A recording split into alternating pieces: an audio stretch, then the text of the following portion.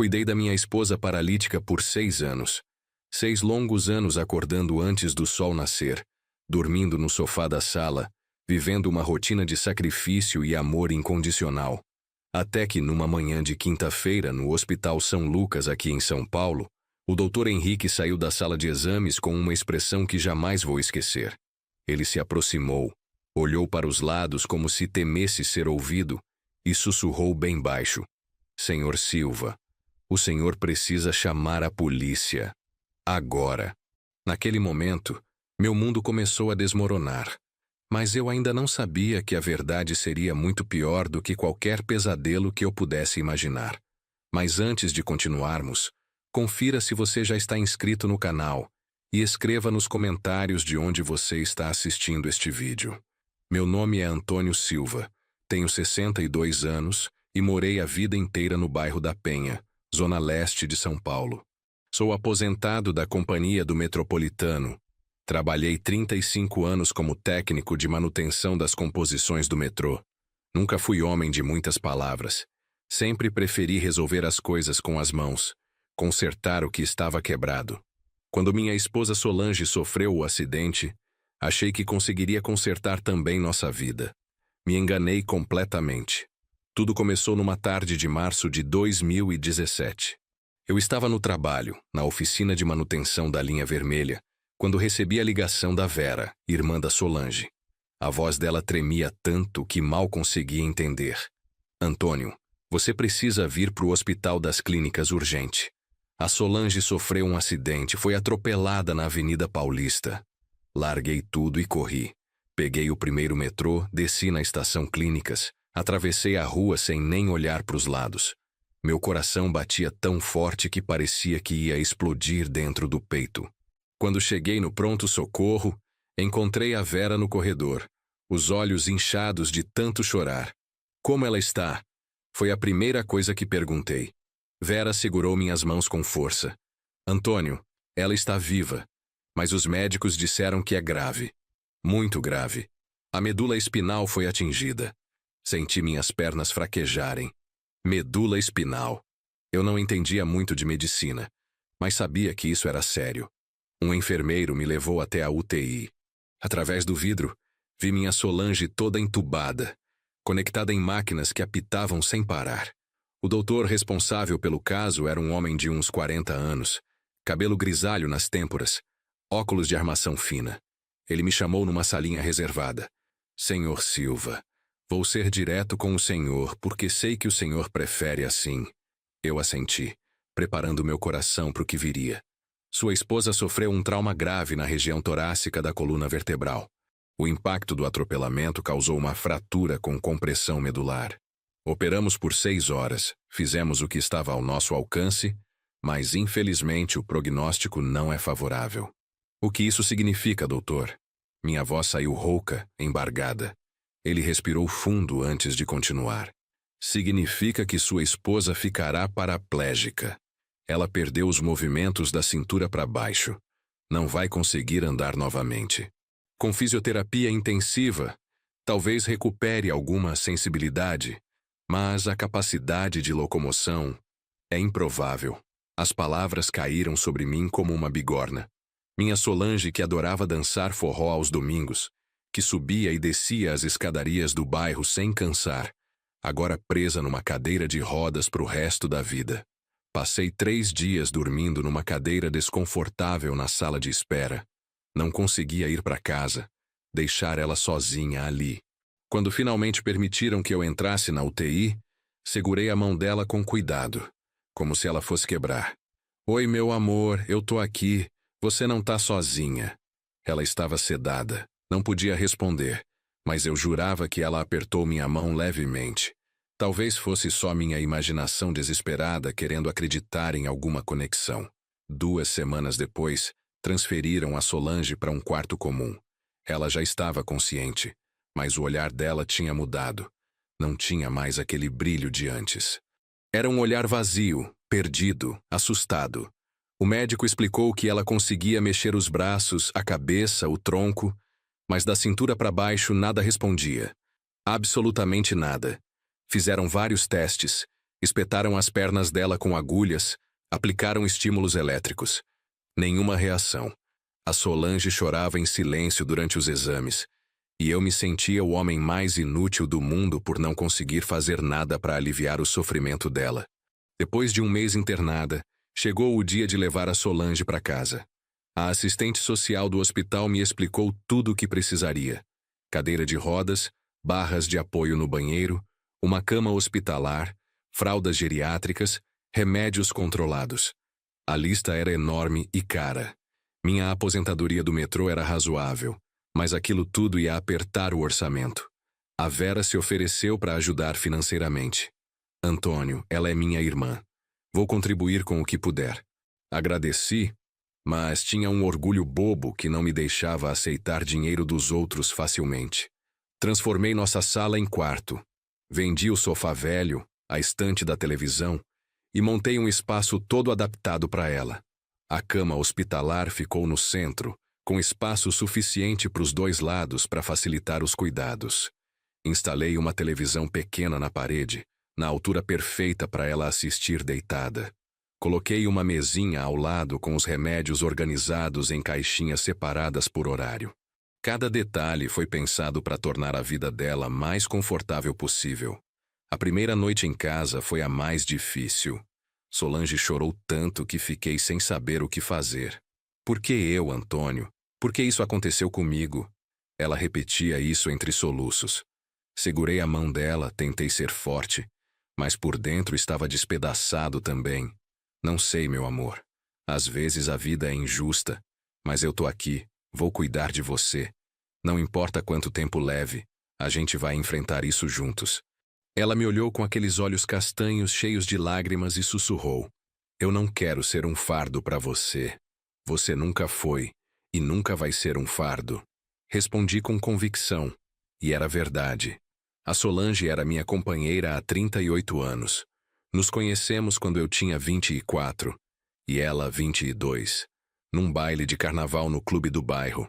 Ela estava linda com aquele vestido amarelo florido, dançando com as amigas. Tive coragem de chamar ela para dançar uma vez, e dali não nos separamos mais. Casamos no ano seguinte, tivemos nosso filho Marcelo, construímos uma vida simples, mas feliz. Não ia abandonar ela agora, no momento que mais precisava de mim. Minha rotina mudou completamente. Acordava todos os dias às 5:30 da manhã, antes mesmo do despertador tocar. A primeira coisa que fazia era verificar se a Solange estava bem, se tinha dormido direito, se precisava de alguma coisa. Bom dia, minha flor. Eu dizia sempre com um sorriso no rosto, mesmo quando o cansaço pesava nos ombros. Ela costumava responder com um aceno de cabeça. Raramente sorria de volta. A depressão tinha tomado conta dela, e isso me doía mais que qualquer coisa. O banho era sempre pela manhã, depois do café. Eu aquecia a água no banheiro com um aquecedor elétrico que comprei especialmente para isso, deixando a temperatura bem agradável. Tinha aprendido a técnica certa com a enfermeira que veio nos primeiros dias. Apoiar o corpo dela com cuidado, nunca puxar pelos braços, sempre sustentar as costas e a cabeça. Levava uns 40 minutos o processo todo. Ela não gostava de ficar nua na minha frente, mesmo depois de tantos anos casados. Isso não é dignidade, Antônio, ela dizia. Eu respondia que amor verdadeiro não via em dignidade, mas entendia o que ela sentia. Depois do banho, vestia ela com roupas confortáveis, sempre escolhendo as cores que ela mais gostava. A Solange sempre foi vaidosa, gostava de estar bem arrumada. Então eu fazia questão de pentear o cabelo dela direitinho, passar um batonzinho claro que ela pedia, borrifar aquele perfume de rosa que ela adorava. Tá linda, eu falava, e ela dava um meio sorriso triste. Acomodava ela na cama com travesseiros extras nas costas. Ligava a televisão num programa de culinária que ela gostava de assistir. O café da manhã era simples: pão com manteiga, café com leite. Às vezes uma fruta picada. Eu dava na boca dela, mesmo ela tendo plena capacidade de comer sozinha. No começo ela reclamava, dizia que conseguia segurar a colher, mas eu insistia. Queria que ela se sentisse cuidada, amada. Os remédios vinham logo depois. 3 comprimidos diferentes para dor, 2 para circulação, 1 anticoagulante e as vitaminas. Tudo anotado numa planilha que eu mesmo fiz, com horários certinhos para não esquecer nada. A Vera, irmã da Solange, passou a vir toda terça e quinta-feira. Ela trabalhava como gerente numa loja de roupas no Brás e sempre dava um jeito de escapar no horário de almoço para visitar a irmã. Era uma mulher de 57 anos, cabelo curto pintado de loiro, sempre bem arrumada e perfumada. Eu gostava quando ela vinha porque a Solange ficava um pouco mais animada, conversavam sobre amenidades, relembravam histórias da infância no interior de Minas Gerais. Mas comecei a reparar em coisas estranhas nas visitas da Vera. Ela sempre pedia para ficar sozinha com a Solange por alguns minutos. Antônio, dá uma saidinha rápida. Vai comprar pão? Vai tomar um café? Quero conversar umas coisas de mulher com minha irmã. Eu achava natural, nunca desconfiei de nada. Ia até a padaria da esquina, comprava pão francês quentinho, ficava uns 15 minutos batendo papo com o seu Jair, o padeiro que conhecia desde criança. Quando voltava, encontrava as duas em silêncio, e a Solange sempre parecia mais tensa. Um dia perguntei, tá tudo bem entre vocês duas? Você fica diferente depois que a Vera vai embora. Solange desviou o olhar. Tá tudo normal, Antônio. É só saudade de quando a gente era criança, essas coisas que emocionam a gente. Não insisti, mas aquilo ficou martelando na minha cabeça. Tinha alguma coisa ali que não batia certo. A intuição de quem vive com uma pessoa por quase 40 anos não erra fácil. Alguma coisa estava sendo escondida de mim. Além da Vera, recebíamos visitas ocasionais do nosso filho Marcelo. Ele morava em Campinas, trabalhava como engenheiro civil numa construtora grande, era casado e tinha 2 filhos pequenos. Vinha nos visitar uma vez por mês, sempre aos domingos. As visitas dele eram carregadas de culpa. Pai, eu deveria estar aqui mais vezes ajudando o senhor. Eu entendia. Ele tinha a vida dele, a família dele. Seu lugar é cuidar da sua esposa e dos seus filhos, Marcelo. Eu dou conta da sua mãe. Mas no fundo doía um pouco a distância. Foi numa manhã de agosto, quase 6 meses depois do acidente, que encontrei um vidro de remédios que não reconheci. Estava organizando a mesinha de cabeceira da Solange, separando os comprimidos da semana em caixinhas organizadoras, quando vi aquele frasco escondido atrás da caixa de lenços de papel. Era um vidro pequeno, marrom, sem rótulo comercial, apenas uma etiqueta branca escrita à mão. Tomar um comprimido pela manhã. Não tinha nome do remédio, não tinha nome do médico, nada. Solange, que remédio é esse? Perguntei mostrando o frasco. A reação dela foi imediata e reveladora. Os olhos se arregalaram, o rosto ficou pálido. Ela começou a gaguejar. A Vera trouxe. Ela disse que é para ajudar com as dores. Mas a Solange nunca foi boa mentirosa. Eu conhecia cada expressão do rosto dela. Pra dor? Mas você já toma 3 remédios diferentes pra dor. Por que a Vera trouxe mais um sem eu saber? Ela nem é médica. Solange não respondeu. Apenas desviou o olhar para a janela. Guardei o frasco no bolso. Vou perguntar para Vera o que é isso quando ela vier na quinta-feira. A Solange ficou agitada o resto do dia. Pedia água toda hora. Mal comeu no almoço. Eu não entendia o que estava acontecendo, mas aquilo aumentou minhas suspeitas de que algo muito errado estava rolando nas minhas costas. Como um homem que dedicou a vida inteira a consertar coisas, eu precisava descobrir o que estava quebrado nessa história. 2 dias depois, quando Vera chegou para a visita do costume, confrontei ela logo de cara. Mostrei o frasco. O que é isso, Vera? Por que você está dando remédio para Solange sem eu saber? Ela ficou sem graça, começou a gaguejar também. Antônio, calma. É só um suplemento natural, nada demais. Uma amiga minha que trabalha numa farmácia de manipulação me recomendou para ajudar com os espasmos musculares. A explicação era vaga demais. Não me convenceu nem um pouco. Suplemento natural não vem em vidro sem rótulo, Vera. Isso aqui parece remédio controlado. Vou levar para o médico analisar. A expressão dela mudou completamente, de defensiva para agressiva. Você não confia em mim, Antônio? Eu que sou irmã dela, que cuido dela desde pequena. Você acha que eu ia dar alguma coisa que fizesse mal para minha própria irmã?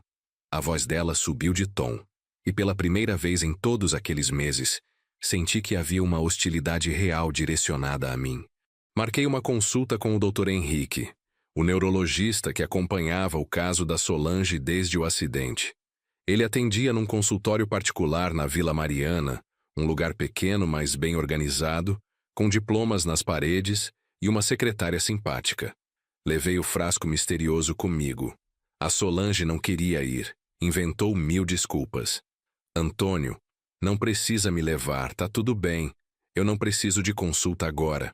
Mas eu insisti. Algo dentro de mim gritava que precisava fazer aquela consulta. O Dr. Henrique era um homem sério, metódico. Examinou a Solange com a costumeira atenção. Fez os testes neurológicos de rotina, verificou os reflexos, a sensibilidade. Não houve mudanças significativas desde a última consulta. Ele anotou no prontuário. Então mostrei o frasco. Doutor, encontrei esse remédio com a minha esposa. Ela disse que a cunhada deu, mas não tem identificação. O senhor pode me dizer o que é? Ele pegou o frasco, abriu, examinou os comprimidos brancos e pequenos, cheirou. Preciso fazer uma análise laboratorial para ter certeza, mas pela aparência e pelo cheiro característico, isso parece ser um benzodiazepínico de alta potência. São medicamentos controlados, tarja preta, usados para ansiedade severa ou como sedativo. Quem prescreveu isso para sua esposa? Olhei para Solange, que estava vermelha de vergonha e nervosismo. Ninguém prescreveu, doutor. A irmã dela trouxe. O doutor franziu a testa. Isso é muito irregular. Benzodiazepínicos não podem ser dados sem prescrição médica, e certamente não nesse tipo de embalagem caseira. Qual seria o efeito desse remédio numa pessoa na condição dela? Perguntei, sentindo um frio na barriga. O Dr. Henrique hesitou antes de responder. Além da sedação óbvia, em doses prolongadas e inadequadas, benzodiazepínicos podem causar relaxamento muscular excessivo, diminuição dos reflexos, sonolência extrema. Em casos mais graves, podem até simular sintomas de paralisia em músculos que estariam parcialmente funcionais. As palavras dele ecoaram na minha cabeça como um sino de alarme. Simular sintomas de paralisia. Doutor, o que exatamente o senhor está querendo dizer? Minha voz tremeu. Ele olhou para Solange, depois para mim. Senhor Silva, eu gostaria de fazer alguns exames mais aprofundados na sua esposa. Uma ressonância magnética nova, eletroneuromiografia, alguns testes que não fazíamos rotineiramente. Estou começando a achar que algo não bate certo nesse quadro. Solange começou a chorar baixinho. Eu segurei a mão dela, confuso, assustado, sem entender completamente o que estava acontecendo. Ela vai poder fazer esses exames hoje? Perguntei ansioso. Vou tentar encaixá-la ainda essa semana. É urgente. O doutor fez algumas ligações, conversou com colegas e conseguiu agendar os exames para 2 dias depois no Hospital São Lucas, o mesmo onde ela tinha ficado internada após o acidente. Voltamos para casa em silêncio absoluto. A Solange não me olhava nos olhos, ficava com o rosto virado para a janela do táxi, as lágrimas escorrendo silenciosamente pelas bochechas. Em casa, depois que acomodei ela na cama, sentei ao lado e peguei as mãos dela entre as minhas. Solange, você precisa me contar o que está acontecendo. Eu sou seu marido, seu companheiro de quase 40 anos. Se tem alguma coisa errada, alguma coisa que você está escondendo, eu preciso saber. Não importa o que seja, a gente resolve junto. Ela finalmente me olhou nos olhos, e o que vi ali me assustou. Não era apenas tristeza ou vergonha, era medo. Medo genuíno. Antônio, Ela começou, mas foi interrompida pelo toque do interfone. Era a Vera. Antônio, deixa eu subir. Preciso conversar com vocês. Tinha alguma coisa na voz dela, uma urgência que me deixou ainda mais apreensivo. Apertei o botão para liberar a porta de entrada do prédio. 3 minutos depois, Vera entrava no apartamento com uma expressão que eu nunca tinha visto antes. Não era a Vera prestativa e carinhosa. Era outra pessoa, dura, determinada, quase ameaçadora. Vocês foram no médico hoje, foi a primeira coisa que Vera disse. Não era pergunta, era afirmação. Como você sabe disso? Perguntei desconfiado. A Solange me mandou mensagem, ela respondeu secamente. Olhei para minha esposa, que desviou o olhar novamente. E daí que fomos. É uma consulta de rotina. Vera deu um riso curto, sem humor. Consulta de rotina não leva aquele vidro de comprimidos que você encontrou, Antônio. Você não devia ter se metido. Não devia ter me metido? Vera, ela é minha esposa. É meu dever cuidar dela e isso inclui saber que diabos de remédio vocês duas estão escondendo de mim. Minha voz saiu mais alta que o normal. Vera se aproximou, o dedo indicador apontado para o meu rosto. Você não entende nada, seu cabeça dura. Você acha que é tão bonzinho, tão dedicado, mas não faz ideia do que a Solange passou, do que ela ainda passa. Aquilo não fazia o menor sentido. Do que você está falando? Foi então que Solange falou, a voz fraca, mas firme. Antônio, senta. Eu preciso te contar uma coisa. Sentei na cadeira ao lado da cama, o coração disparado. Vera ficou de pé, os braços cruzados, numa postura defensiva. Solange respirou fundo várias vezes antes de começar. O acidente. Não foi um acidente comum. Eu não fui atropelada por um motorista qualquer. Ela fez uma pausa longa, as lágrimas voltando aos olhos. Foi o Evandro. Evandro. O nome atravessou o meu peito como uma faca. Evandro era o ex-namorado da Solange. Um relacionamento que ela teve antes de me conhecer. Um sujeito violento, possessivo, que nunca aceitou o término. Nos primeiros anos do nosso casamento, ele apareceu algumas vezes fazendo ameaças, dizendo que a Solange era dele, que ninguém mais poderia tê-la. Chegamos a registrar boletim de ocorrência. Conseguimos uma medida protetiva. Depois de uns 5 anos, ele sumiu. Achamos que tinha seguido a vida. O Evandro te atropelou de propósito? Perguntei incrédulo.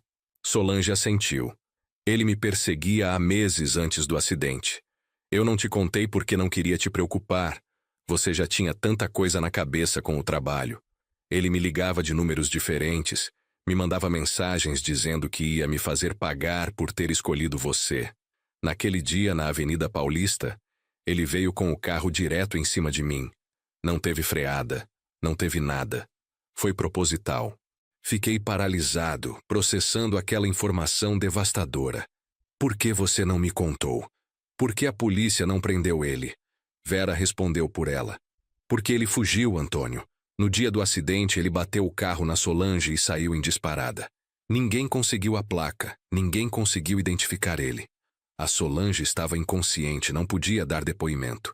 Quando ela acordou, dias depois, com medo que ele voltasse para terminar o serviço, resolvemos que era melhor não mexer. Não mexer? O cara tentou matar minha esposa e vocês acham que não mexer era a solução? Eu estava furioso, confuso, magoado. Como tinham escondido isso de mim? Solange estendeu a mão, tocou meu braço. Antônio, entende? Ele é perigoso. Se a gente denunciasse, ele poderia vir atrás não só de mim, mas de você, do Marcelo. Eu preferi ficar quieta, deixar ele pensar que tinha conseguido me destruir. Aquilo fazia algum sentido torto, mas ainda não explicava os remédios misteriosos. E o que isso tem a ver com aquele vidro de comprimidos? Insisti. Foi Vera quem respondeu. Depois do acidente, a Solange ficou apavorada. Tinha pesadelos horríveis toda noite com o Evandro, acordava gritando. O médico do hospital prescreveu ansiolíticos, mas a dose não estava sendo suficiente. Eu tenho uma amiga farmacêutica que conseguiu uma formulação mais forte, sem precisar de receita, para ajudar ela a dormir. A explicação era plausível, mas algo ainda não se encaixava perfeitamente. Tá, mas por que esconder de mim? Eu podia ter ido com ela no médico, conseguido uma receita adequada, feito as coisas do jeito certo. Solange apertou minha mão. Porque você ia fazer perguntas, ia querer entender por que eu precisava de tanto calmante. E aí eu teria que te contar sobre o Evandro, sobre as ameaças, sobre tudo. Eu não queria que você carregasse esse peso também. Suspirei fundo, tentando organizar os pensamentos. Parte de mim entendia a lógica tortuosa delas, mas outra parte se sentia traída pela omissão. 2 dias depois, levei a Solange para o Hospital São Lucas fazer os exames que o Dr. Henrique tinha solicitado. Ela estava quieta demais, nervosa. As mãos tremiam enquanto eu a ajudava a se vestir. Vai dar tudo certo, meu amor. São só exames de rotina para ter certeza que tá tudo sob controle. Eu tentava tranquilizá-la, mas no fundo também estava ansioso. Aquela história toda do Evandro, dos remédios escondidos, tinha mexido muito comigo. A ressonância magnética foi o primeiro exame. Demorou quase 1 hora. Fiquei na sala de espera roendo as unhas, coisa que não fazia desde adolescente. Depois fizeram a eletroneuromiografia, um exame que mede a atividade elétrica dos músculos e nervos. Vi quando colocaram aquelas agulhas finas nas pernas da Solange. Ela nem piscava, confirmando que realmente não sentia nada ali. Ou era o que parecia. Depois de 3 horas de exames, finalmente liberaram ela e disseram que os resultados estariam prontos em 2 dias. Voltamos para casa exaustos. A Solange dormiu o resto da tarde. Aproveitei para ligar para o Marcelo e contar sobre o Evandro, sobre as ameaças, sobre tudo o que tinha descoberto. Meu filho ficou furioso. Pai, como assim ninguém me contou nada disso? Eu sou filho dela, tinha direito de saber. Concordei com ele. Foi decisão da sua mãe e da sua tia, filho. Elas acharam que estavam nos protegendo. Marcelo respirou fundo do outro lado da linha. A gente precisa ir na polícia, fazer um boletim de ocorrência, reabrir o caso. Vou esperar os resultados dos exames primeiro, respondi. O Dr. Henrique ficou com uma pulga atrás da orelha, com aqueles remédios que a Vera deu para sua mãe. Quero ter certeza de tudo antes de dar qualquer passo. Marcelo concordou relutantemente e prometeu que viria nos visitar no fim de semana. Depois que desliguei, fiquei pensando. E se realmente o Evandro ainda estava por aí, observando, esperando uma oportunidade? A ideia me deixou paranoico. Comecei a prestar atenção em carros estranhos na rua, em pessoas desconhecidas perto do prédio. Na quinta-feira, como de costume, Vera apareceu para visitar. Eu ainda estava meio ressabiado com ela por causa de toda aquela história dos remédios escondidos, mas tentei ser educado. Ela chegou com uma sacola de frutas. Trouxe umas laranjas para fazer suco para Solange. Agradeci e fui para a cozinha preparar. De lá, conseguia ouvir as duas conversando baixo na sala. Não dava para entender as palavras, mas o tom era conspiratório, sussurrado, secreto. Aquilo me incomodou novamente. Na sexta-feira de manhã, às 9h40, o telefone tocou. Era o Dr. Henrique. Senhor Silva, preciso que venha ao meu consultório hoje ainda, de preferência de manhã. Os resultados dos exames da sua esposa ficaram prontos e eu preciso conversar pessoalmente com o senhor. O tom dele era grave, oficial demais. Aconteceu alguma coisa, doutor? Ele hesitou. Prefiro conversar pessoalmente. Pode vir às 11 horas? Concordei, o coração já disparado. Contei para Solange sobre a ligação. Ela empalideceu. Antônio, eu não quero ir. Você vai sozinho, conversa com o doutor e depois me conta. Achei estranho, mas não forcei. Tudo bem, mas ligo para Vera vir ficar com você enquanto eu tô fora. Fiz a ligação, Vera disse que sairia do trabalho e estaria lá em meia hora.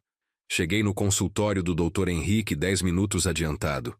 A secretária me ofereceu café, mas recusei. Meu estômago estava embrulhado demais. Quando finalmente me chamaram para entrar, encontrei o doutor sentado atrás da mesa, com uma pasta grossa de exames aberta à sua frente. Ele me cumprimentou com um aperto de mão firme, mas a expressão dele era séria. Preocupada.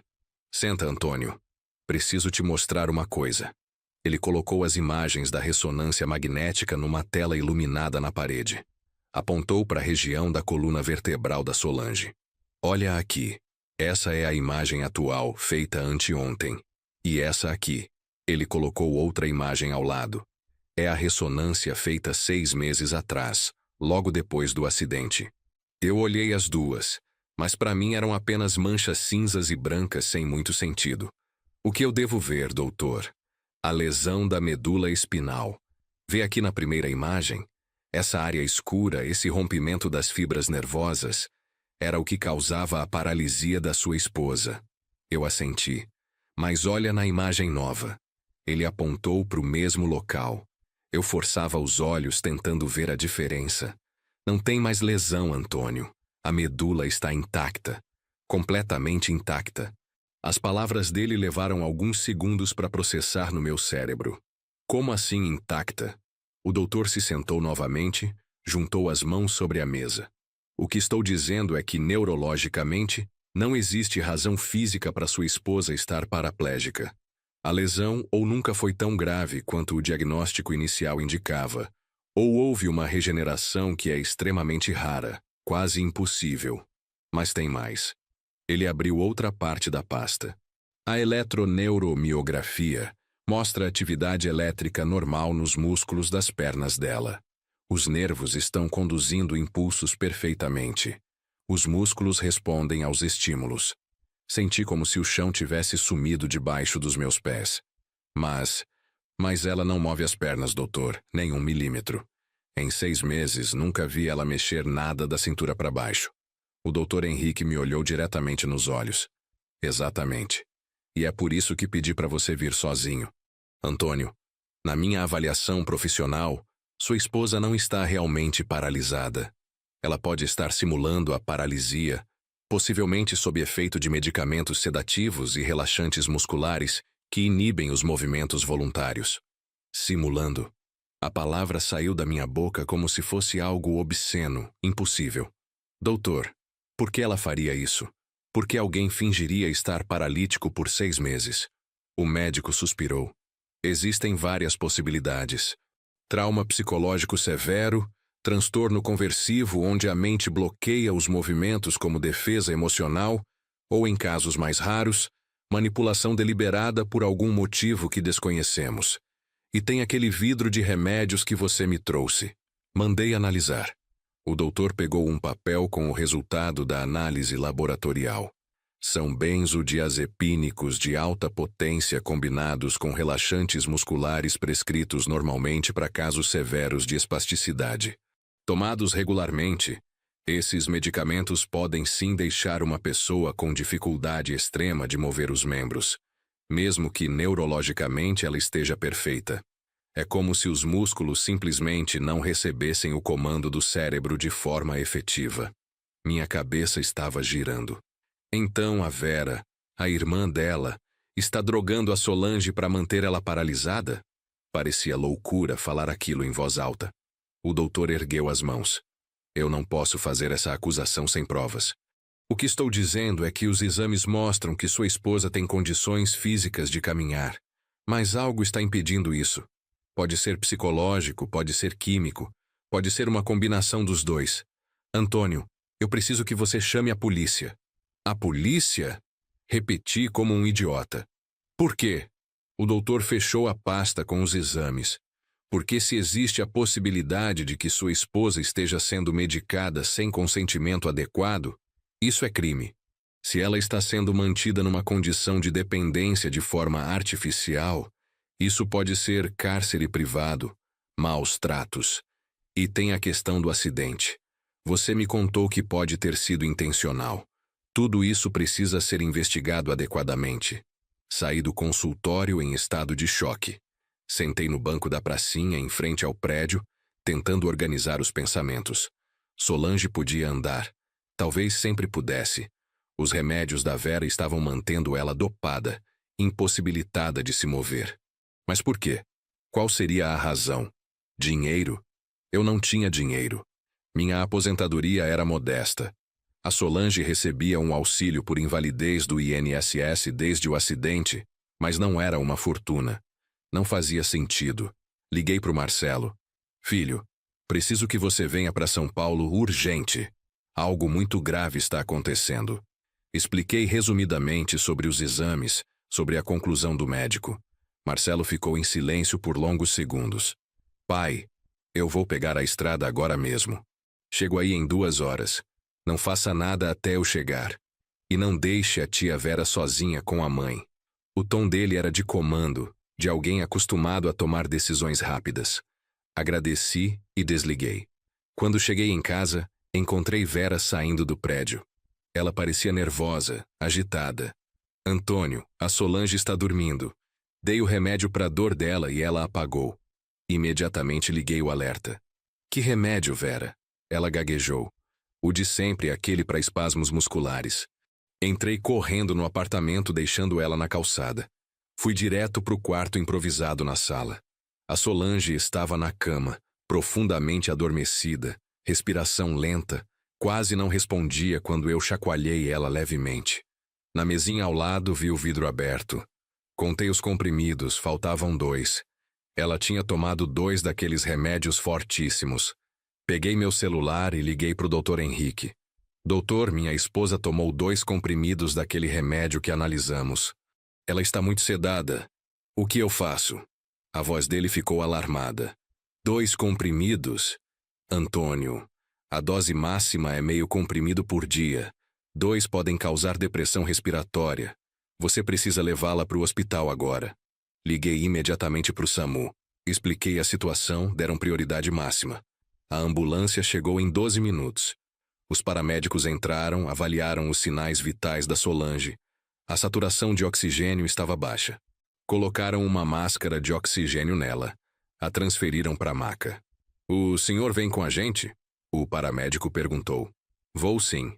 Peguei a bolsa com os documentos dela, o vidro de remédios como evidência, e subi na ambulância. Durante o trajeto até o Hospital São Lucas, fiquei segurando a mão da Solange, observando os monitores com os batimentos cardíacos dela. Os paramédicos trabalhavam com eficiência, checando constantemente a pressão, a respiração. Ela vai ficar bem? Perguntei. Chegamos a tempo, mas foi por pouco. Mais meia hora e poderia ter sido grave. Aquelas palavras me atingiram como um soco. Vera tinha dado aquela dose propositalmente. Ela tentou matar a própria irmã. No hospital, levaram a Solange direto para a sala de emergência. Fiquei na sala de espera, as pernas tremendo, o coração disparado. Liguei para o Marcelo, expliquei que estávamos no hospital. Pai, eu estou chegando, mais 20 minutos. Aguenta firme. Quando desliguei, vi a Vera entrando pela porta da emergência. Ela me viu e veio correndo. Antônio, como ela está? O que aconteceu? Olhei para ela com uma frieza que nunca tinha sentido antes. Você sabe muito bem o que aconteceu, Vera. Do que você está falando? Vera tentou fazer cara de inocente, mas eu conhecia aquele jogo agora. Você deu uma overdose de remédio para sua própria irmã. Os médicos disseram que ela tomou dose suficiente para causar parada respiratória. Você tentou matar ela. As palavras saíram duras, acusatórias. Vera olhou para os lados, viu que tinha outras pessoas na sala de espera nos observando. Vamos conversar lá fora, ela sussurrou. Saímos para a área externa do hospital, perto do estacionamento. Ela acendeu um cigarro com mãos trêmulas. Antônio, você não entende a situação. Dei um passo na direção dela. Então me explica. Porque eu acabei de sair do consultório do neurologista e ele me mostrou os exames. A Solange não está paralisada. Nunca esteve. Você está drogando ela com aqueles remédios para manter ela numa cadeira de rodas. Por quê? Vera deu uma longa tragada no cigarro, soltou a fumaça devagar. Por um momento achei que ela fosse continuar negando, mas então algo mudou na expressão dela. Foi como se uma máscara caísse. Você quer saber a verdade, Antônio? A verdade é que a Solange não merece sua dedicação, seu amor, nada disso. O ódio na voz dela me assustou. Do que você está falando? Ela é sua irmã. Meia-irmã. Vera cuspiu a palavra como se fosse veneno. Filha do segundo casamento do meu pai. A queridinha dele, a bonita, a talentosa. Eu era a filha mais velha, a que cuidou dele quando ficou doente. Mas era nela que ele colocava todas as esperanças, todo o dinheiro. Comecei a entender que havia algo muito mais profundo e doente naquela história. Isso não justifica nada do que você fez. Vera jogou o cigarro no chão, pisou com força. Quando nosso pai morreu, ele deixou tudo para ela. A casa em Minas, as economias, tudo. Para mim não deixou nada. Apenas uma carta dizendo que eu era forte e conseguiria me virar sozinha. Você sabe como é ser preterida a vida inteira? Eu sacudi a cabeça. Então todo esse tempo você estava se vingando?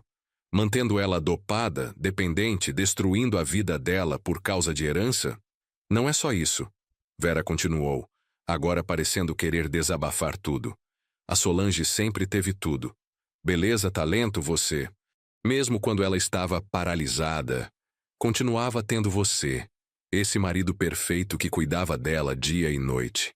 Eu nunca tive ninguém assim. Nunca tive nada.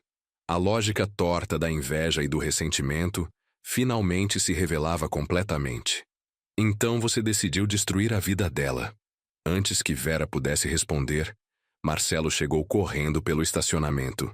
Pai, onde está a mãe? Ele parou quando viu a Vera.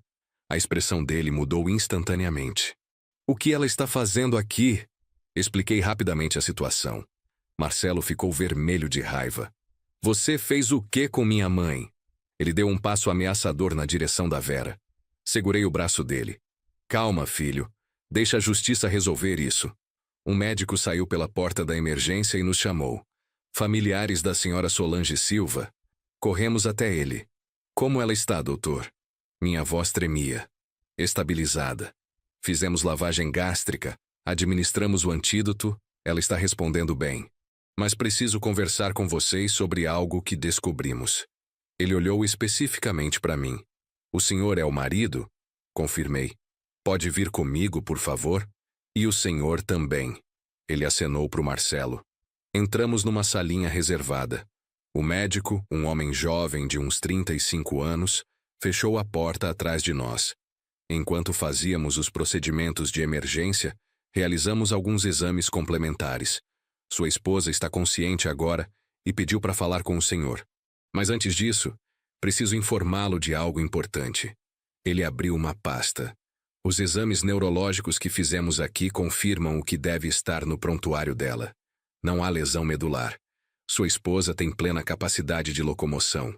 Marcelo interrompeu. Espera, minha mãe pode andar? O médico assentiu. Não apenas pode, como provavelmente sempre pôde. Os exames indicam que a lesão inicial do acidente foi superficial, causou um trauma temporário que deveria ter se recuperado em algumas semanas.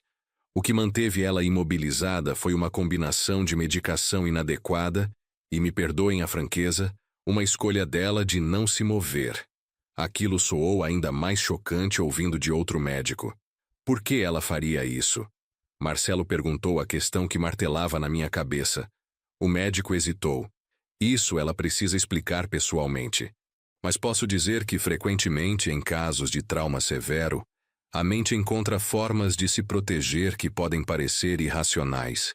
E quando há manipulação externa através de medicação, como parece ser o caso aqui, a situação fica ainda mais complexa. Ela está pedindo para falar com o Sr. Silva, a sós. Me levaram até um quarto privativo onde a Solange estava deitada, ainda pálida, mas acordada. Quando me viu, os olhos dela se encheram de lágrimas. Antônio. A voz saiu fraca, rouca. Sentei na cadeira ao lado da cama, segurei a mão dela. Pela primeira vez em 6 meses, senti raiva da minha esposa. Raiva misturada com confusão, mágoa, amor. Me explica, Solange. Me explica por que você fez isso comigo, com o Marcelo, com nossa família. Ela chorou por alguns minutos antes de conseguir falar. Eu tenho tanto medo, Antônio. Tanto medo que você não consegue imaginar. Respirou fundo, limpou as lágrimas com as costas da mão. Quando acordei no hospital depois do acidente, a primeira coisa que ouvi foi a voz do Evandro. Ele estava no corredor, disfarçado de médico, e sussurrou no meu ouvido. Da próxima vez eu termino o serviço. E se você contar para alguém, eu mato o Antônio e o Marcelo primeiro. E faço você assistir. Senti um arrepio percorrer minha espinha. Solange, por que você não me contou? Ela apertou minha mão. Porque eu acreditei nele. Eu sei como ele é. Sei do que ele é capaz. Quando os médicos disseram que eu tinha ficado paraplégica, foi quase um alívio. Se eu estava numa cadeira de rodas, inválida, ele não tinha mais interesse em mim.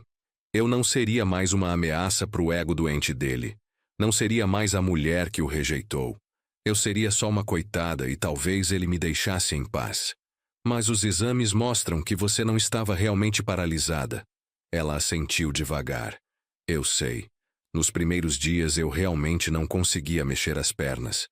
Acho que foi o trauma do acidente e do medo. Mas depois de umas 2 semanas comecei a sentir formigamento. Conseguia mexer os dedos quando ninguém estava olhando. Mas aí a Vera apareceu com aqueles remédios. A expressão dela ficou amarga. Ela disse que eram para a ansiedade, para me ajudar a dormir. E você não desconfiou? Perguntei incrédulo. Solange desviou o olhar. No começo não. Mas depois percebi que os remédios deixavam meus músculos moles demais. Não conseguia me mover mesmo querendo. Quando confrontei a Vera, ela disse que era melhor assim, que se eu continuasse paralisada, estaria protegida do Evandro. E tinha uma parte de mim que concordava com isso, Antônio. Que preferia ficar naquela cama, sob seu cuidado, protegida, do que arriscar que aquele monstro voltasse. Então você escolheu me usar. Escolheu transformar nossa vida num inferno porque tinha medo. As palavras saíram mais duras do que eu pretendia. Solange começou a chorar novamente. Eu sei que foi egoísta. Eu sei que foi covarde. Mas, Antônio, você não entende o terror que aquele homem representa. Ele jurou que ia me destruir de todas as formas possíveis. E quando vi você se dedicando tanto a mim, cuidando de mim com tanto amor, uma parte de mim pensou: pelo menos assim estamos juntos, estamos seguros. Seguros! Quase gritei. Solange, eu passei 6 meses da minha vida dormindo num sofá desconfortável, acordando de madrugada, abrindo mão de tudo para cuidar de uma mulher que estava fingindo não poder andar. Você sabe o peso que isso teve? O cansaço, a preocupação, a culpa de às vezes sentir raiva da situação? Ela soluçou mais forte. Eu sei, e não tem desculpa para o que fiz. Mas eu juro, Antônio, eu juro que no começo realmente achei que estava paralisada. Quando descobri que podia me mover, já estava tão enredada na mentira, tão viciada nos remédios que a Vera me dava, que não soube como sair. Respirei fundo, tentando controlar a raiva. E a Vera? Qual é exatamente o papel dela nisso tudo? Solange limpou o rosto. No começo, ela realmente parecia querer me ajudar. Mas conforme os meses passaram, percebi que ela gostava de me ter dependente dela. Gostava de controlar minha medicação, de decidir quando eu podia ou não receber visitas, de ser a intermediária entre mim e o mundo. E tinha os comentários que ela fazia. Que comentários? Solange hesitou. Sobre você. Sobre como você era um marido dedicado demais. Como ela nunca tinha tido sorte de ter um homem assim. Sobre como eu não merecia tanto amor depois de tudo que tinha feito. No começo achei que era só inveja boba, mas depois entendi que era algo mais profundo. Ela queria me ver sofrer, Antônio. Queria me punir por ter uma vida que ela achava que eu não merecia. E hoje? Por que ela te deu aquela dose absurda de remédio? Solange ficou ainda mais pálida. Porque ontem à noite, depois que você saiu para comprar pão, eu contei para ela que estava pensando em parar com os remédios, que queria tentar andar de novo, recuperar minha vida. Ela ficou furiosa. Disse que eu era ingrata, que ia estragar tudo. Quando ela veio hoje pela manhã, forçou aqueles 2 comprimidos na minha boca. Eu tentei cuspir, mas ela tampou minha boca até eu engolir. Ficamos em silêncio por longos minutos. Eu processava tudo o que tinha ouvido, tentando separar a raiva da compreensão, o amor da decepção. Finalmente Solange falou novamente, a voz fraca. Eu entendo se você quiser se separar de mim. Entendo se nunca mais quiser me ver. Eu destruí sua confiança. Desperdicei meses da sua vida. Mas preciso que saiba que em nenhum momento deixei de te amar. Tudo o que fiz, por mais errado que tenha sido, foi porque estava apavorada de perder você. Olhei para ela, aquela mulher que conhecia há quase 40 anos. Ainda via nela a garota do vestido amarelo que dançava no clube. Mas também via uma estranha, alguém capaz de mentiras elaboradas, de manipulação, de causar sofrimento imensurável a quem mais a amava. Eu preciso de tempo, Solange. Preciso de tempo para processar tudo isso. Ela assentiu. as lágrimas escorrendo silenciosamente. Eu entendo. Saí do quarto e encontrei Marcelo no corredor. E aí, pai? O que ela disse? Contei resumidamente. Meu filho ficou perplexo. Então ela podia andar esse tempo todo e escolheu não andar? Por medo de um ex-namorado psicopata? Confirmei com um aceno de cabeça. E a tia Vera estava no meio, manipulando tudo, drogando ela. Marcelo socou a parede. Isso é loucura. Completa loucura. Onde está a Vera? Perguntei. Marcelo apontou para a sala de espera. Deixei ela lá, sob vigilância de um segurança que pedi para o hospital. Mas precisamos chamar a polícia, pai. Ela tentou matar a mãe hoje.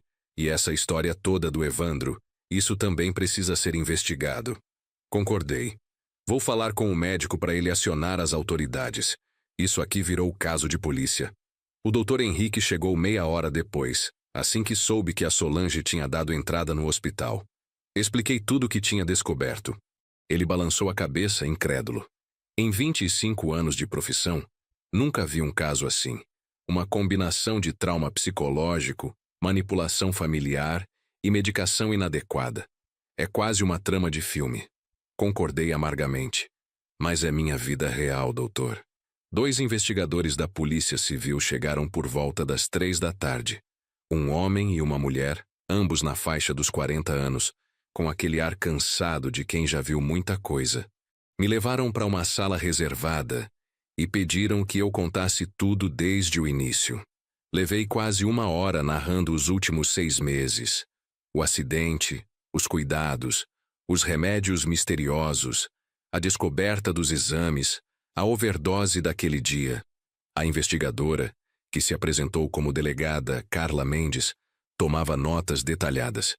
Senhor Silva, vou precisar falar com sua esposa, com a cunhada dele, e vamos precisar recolher todo o histórico médico como evidência. Também vou reabrir a investigação sobre o atropelamento. Se realmente foi intencional, precisamos localizar esse tal de Evandro. Senti um alívio misturado com medo ao ouvir aquilo. Eles foram primeiro falar com a Solange. Ficaram no quarto dela por quase 40 minutos. Quando saíram, a expressão deles era grave. Depois foram atrás da Vera.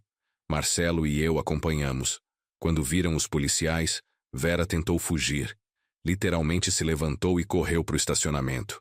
Os investigadores foram atrás. Um segurança do hospital ajudou a bloquear a saída.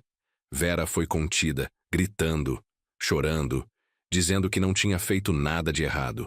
Senhora Vera Oliveira, a senhora está sendo conduzida para a delegacia para prestar esclarecimentos sobre tentativa de homicídio e cárcere privado mediante fraude.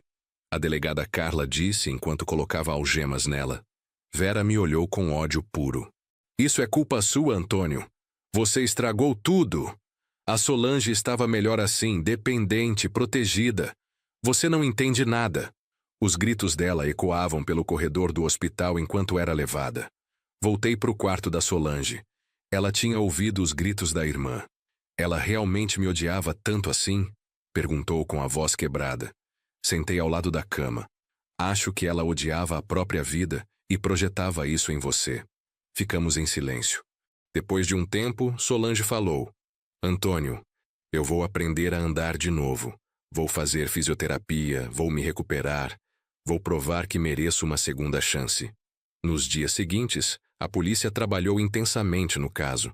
Reviram todas as câmeras de segurança da Avenida Paulista do dia do atropelamento. 6 meses depois, foi difícil, mas conseguiram imagens de um carro preto acelerando deliberadamente contra a Solange. Conseguiram parte da placa. Com isso, rastrearam até o Evandro Cardoso, 48 anos com ficha criminal extensa.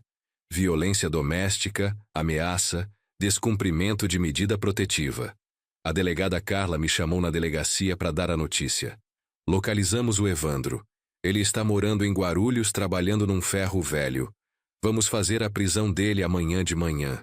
Senti um misto de alívio e apreensão. Aquele homem tinha sido o fantasma atormentando minha esposa por meses. Ele é realmente perigoso? A delegada assentiu. Muito. Tem histórico de violência grave contra 2 ex-companheiras. Uma delas ficou hospitalizada por 3 semanas. Quando contei para Solange sobre a prisão iminente do Evandro, ela teve um ataque de pânico. Mesmo no hospital, cercada de seguranças e médicos, ela tremia inteira, hiperventilava. Precisaram sedar ela levemente. Antônio, e se ele fugir? E se ele descobrir onde estou e vier atrás de mim? Segurei as mãos dela com firmeza. Não vai acontecer. Ele vai ser preso e vai pagar pelo que fez. E você vai sair dessa cama e voltar a viver. A prisão do Evandro aconteceu sem incidentes na manhã seguinte. Ele estava no ferro velho quando os policiais chegaram. Tentou fugir pelos fundos, mas foi cercado.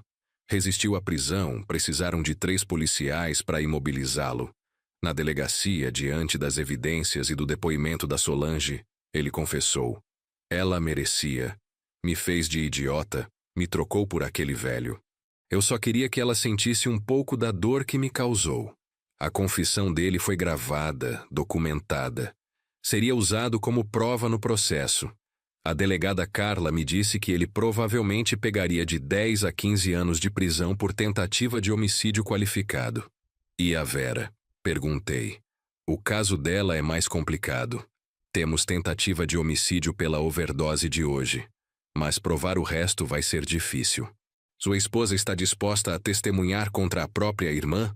Olhei pela janela da delegacia. Vou conversar com ela. Solange ficou internada por mais 5 dias. Nesse período, começou a fazer fisioterapia. A primeira vez que a vi em pé, apoiada nas barras paralelas com a fisioterapeuta ao lado, chorei. Não consegui segurar as lágrimas. Ela estava fraca, as pernas tremiam, mas estava em pé. Olha, Antônio, estou de pé, ela disse com um sorriso tímido. O primeiro sorriso genuíno que via nela em meses. A recuperação foi lenta. Os meses de imobilidade voluntária combinados com os efeitos dos remédios tinham enfraquecido significativamente sua musculatura. A fisioterapeuta, uma moça jovem e enérgica chamada Patrícia, explicou que levaria de 3 a 6 meses de trabalho intensivo para Solange voltar a andar normalmente. Mas a senhora tem tudo para se recuperar completamente. Não há dano neurológico, é só questão de fortalecer os músculos. Eu assisti a todas as sessões. Vi a minha esposa lutando contra a dor, contra o cansaço, contra a culpa que ela carregava. Algumas sessões ela chorava de frustração quando não conseguia dar mais que alguns passos. Outras vezes, ela ria de alegria quando conseguia ficar em pé por mais tempo sem apoio. Eu estava ali em todas elas, torcendo, encorajando, mas mantendo uma distância emocional que não conseguia fechar ainda. Marcelo veio de Campinas 3 vezes naquela semana. Conversou longamente com a mãe. Eu não participei dessas conversas. Dei espaço para eles resolverem as coisas entre mãe e filho. Quando saía do quarto, o Marcelo vinha até mim com os olhos vermelhos. Pai, ela está destruída de remorso. Sei que o senhor está magoado e tem todo o direito, mas ela realmente quer se redimir. Eu ouvia em silêncio, sem saber o que responder. Uma noite depois que a Solange já tinha dormido, a psicóloga do hospital me chamou para conversar. Era uma senhora de uns 50 anos, cabelos grisalhos presos num coque, óculos de armação vermelha. Senhor Silva, sei que não é minha função me meter na vida particular dos pacientes além do necessário, mas gostaria de compartilhar algumas reflexões sobre o caso da sua esposa. Sentei na cadeira em frente a ela, curioso. O que sua esposa viveu é o que chamamos de trauma complexo. O atropelamento intencional, as ameaças do agressor, o medo pela segurança da família, tudo isso criou um estado psicológico que a neurociência está começando a entender melhor. Ela ajeitou os óculos.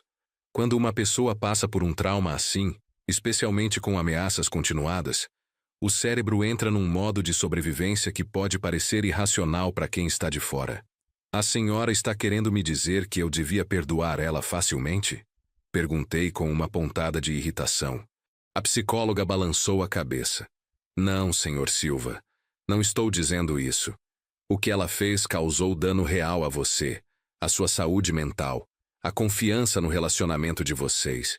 Você tem todo o direito de estar magoado e de levar o tempo que precisar para processar isso.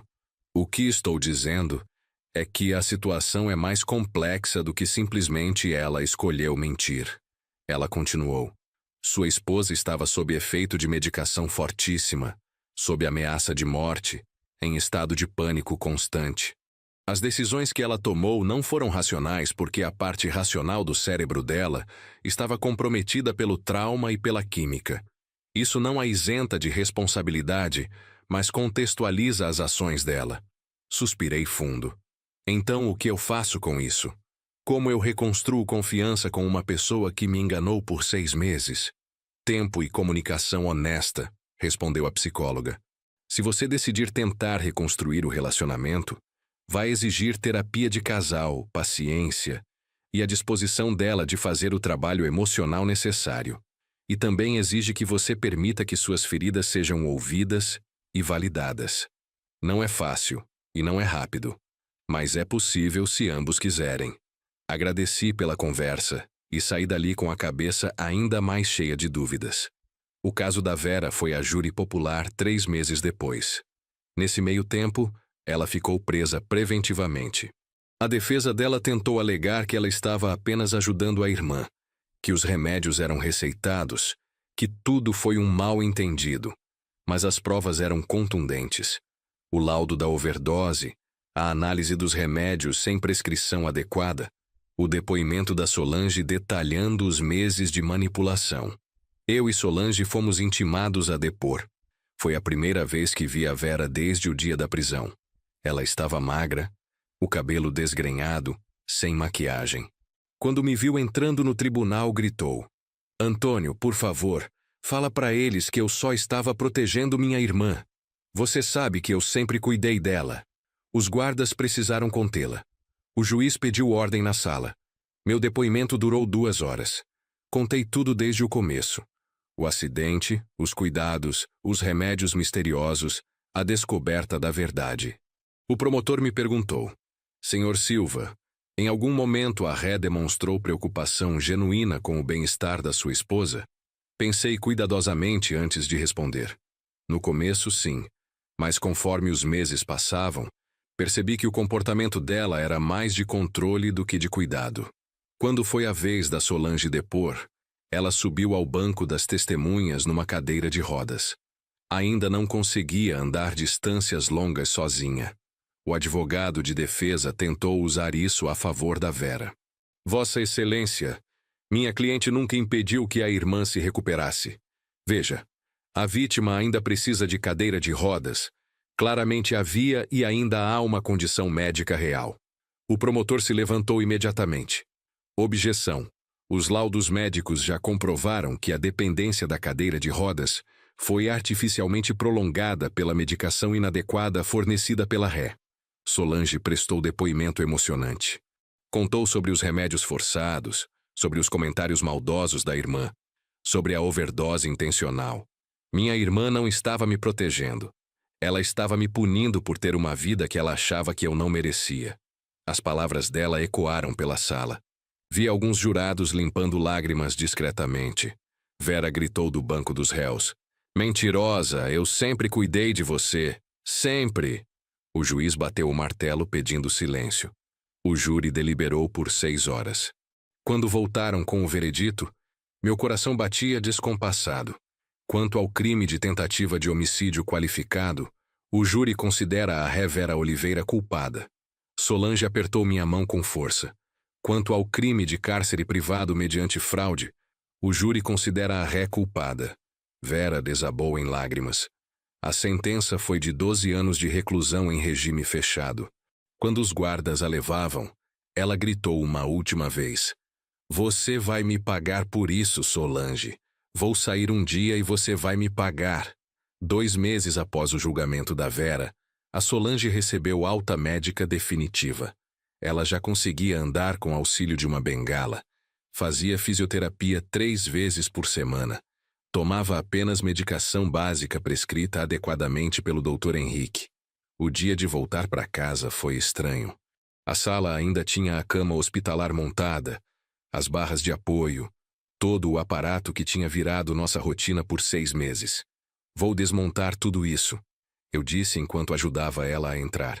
Solange olhou ao redor com expressão melancólica. Foi aqui que passei os piores meses da minha vida, e os melhores também, de certa forma. Olhei para ela sem entender. Como assim os melhores? Ela se apoiou na bengala, caminhou devagar até a janela. Porque mesmo mentindo, mesmo fingindo, os cuidados que você me deu eram reais. O amor que você demonstrou era real. Eu não merecia, mas você deu mesmo assim. Fiquei em silêncio. Naqueles meses, desde a revelação, tínhamos começado sessões de terapia de casal com uma psicóloga recomendada pelo hospital. As sessões eram difíceis, dolorosas. Eu expressava minha mágoa, minha sensação de ter sido usado. Ela assumia a responsabilidade pelos erros, mas também explicava o terror que sentia. Lentamente, muito lentamente, algo estava se reconstruindo entre nós. Não era como antes. Talvez nunca seria, mas era algo novo. Solange, eu não sei se vou conseguir confiar em você como antes. Eu disse honestamente. Ela virou para mim, os olhos marejados. Eu sei, e não espero que confie. Só espero que me dê a chance de provar dia após dia que valho a pena. Assenti devagar. A gente vai tentar, um dia de cada vez. Ela sorriu fracamente. Um dia de cada vez. Desmontamos a cama hospitalar juntos. Foi simbólico, de certa forma. Estava encerrando aquela fase e começando outra. A Solange insistiu em ajudar, mesmo com dificuldade. Eu preciso fazer isso, ela disse quando tentei impedir. Carregamos as partes da cama até o depósito do prédio. Quando voltamos para o apartamento, ele parecia maior, mais vazio, mas também mais leve. Vou fazer um café, ela disse, caminhando devagar até a cozinha. O julgamento do Evandro aconteceu 4 meses depois do da Vera. Ele era acusado de tentativa de homicídio qualificado, perseguição e ameaça. Tinha um histórico criminal que pesava contra ele. 2 condenações anteriores por violência doméstica, descumprimento de medidas protetivas, ameaças. O promotor montou um caso sólido com as imagens das câmeras, o depoimento da Solange, e até conseguiu localizar testemunhas que tinham visto o atropelamento. Solange não queria ir ao julgamento. Antônio, eu não consigo olhar para a cara dele. Não consigo. Eu entendi, mas a presença dela era importante. Você não precisa olhar para ele. Olha para mim. Eu vou estar do seu lado o tempo todo. Marcelo também foi. Sentou do outro lado da mãe. Quando entramos no tribunal e vimos o Evandro pela primeira vez, senti Solange tremer inteira. Segurei sua mão com firmeza. Eu tô aqui. Evandro estava diferente. O homem que tinha sido atlético e intimidador agora estava gordo, com barba por fazer, olheiras profundas. Os meses na cadeia tinham cobrado um preço. Mas quando olhou para Solange, vi a mesma maldade nos olhos. Olha só quem apareceu. A aleijadinha conseguiu andar de novo? Ele falou alto o suficiente para todo mundo ouvir. O juiz bateu o martelo. Réu, mais um comentário desses e o senhor será retirado da sala. O julgamento durou 3 dias. Testemunhas foram chamadas, perícias apresentadas. A defesa do Evandro tentou alegar que foi um acidente, que ele não viu a Solange atravessando, mas as imagens eram claras. O carro acelerando, mudando de faixa deliberadamente para atingi-la. Não havia dúvida. No 3º dia, Solange foi chamada para depor. Ela caminhou até o banco das testemunhas sem a bengala, fazendo questão de mostrar que tinha se recuperado. Senhora Silva, pode nos contar o que aconteceu no dia 23 de março de 2017? O promotor começou gentilmente. Solange respirou fundo e contou tudo. Os meses de perseguição antes do acidente, as ligações anônimas, os recados ameaçadores. Naquele dia, eu estava atravessando a Avenida Paulista na faixa de pedestres, com o sinal vermelho para o carro. Vi o carro preto vindo em alta velocidade. Por um segundo, nossos olhos se encontraram através do para-brisa. Era o Evandro. E ele estava sorrindo. O júri não demorou muito para deliberar. 2 horas depois, voltaram com o veredito. Quanto ao crime de tentativa de homicídio qualificado, Consideramos o réu Evandro Cardoso culpado. Solange deixou escapar um suspiro de alívio. Quanto ao crime de perseguição, consideramos o réu culpado. Quanto ao crime de ameaça, consideramos o réu culpado. O juiz anunciou a sentença: 18 anos de reclusão em regime fechado. Quando levaram o Evandro para fora da sala, ele gritou para Solange: 18 anos passam rápido, sua vadia. Quando eu sair, vou te encontrar de novo. Os policiais o arrastaram para fora enquanto ele continuava gritando ameaças. Solange estava pálida, tremendo. Levei ela para fora do tribunal para tomar ar. Ele não vai sair tão cedo, eu disse tentando acalmá-la. E quando sair, vamos estar preparados. Vamos conseguir uma medida protetiva vitalícia. Vamos ter segurança adequada. Mas eu sabia que aquelas palavras eram parcialmente vazias. O medo que o Evandro plantou na Solange era profundo demais para ser apagado com uma sentença judicial. Naquela noite, ela teve pesadelos. Acordou gritando, dizendo que ele estava na janela, que ia invadir o apartamento. Segurei ela até se acalmar. Ele está preso, meu amor. Não pode te machucar mais. Ela chorou no meu ombro. Mas daqui a 18 anos... Daqui a 18 anos a gente vai estar velho demais para ele se importar, eu disse, tentando trazer alguma leveza. Eu vou ter 80 anos.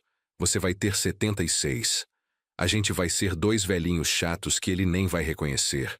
Solange deu um risinho triste. Você acha que vamos chegar juntos até lá? A pergunta me pegou desprevenido. Olhei para ela na penumbra do quarto. Eu não sei, Solange, mas estamos tentando, não estamos? Ela assentiu. Estamos. Ficamos abraçados em silêncio por um longo tempo. O relógio na parede marcava 3 da manhã.